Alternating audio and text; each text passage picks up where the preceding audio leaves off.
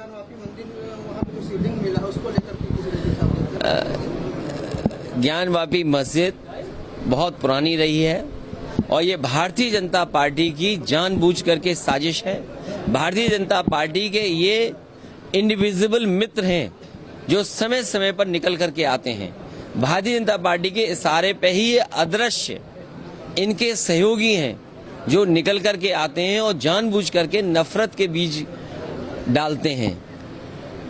जहां तक कोर्ट का सवाल है, इससे पूर्व सुप्रीम कोर्ट ने भी या और फैसलों में भी इस बात को कहा गया है कि पुरानी चीजों को नहीं उठाया जा सकता, लेकिन उसके बावजूद भी भारतीय जनता पार्टी के सारे में हिंदू मुस्लिम झगड़े लगे रहे, नफरत फैलती रहे।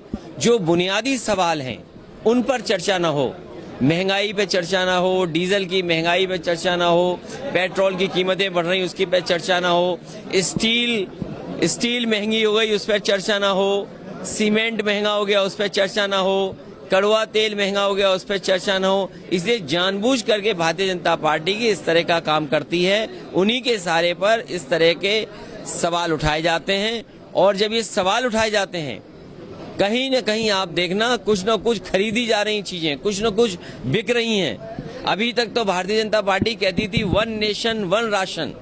हो सकता है आने वाले समय में भारतीय जनता पार्टी कहे कि एक देश एक पूंजीपति। इसलिए हम लोगों को सावधान रहना पड़ेगा भारतीय जनता पार्टी की साजिश से।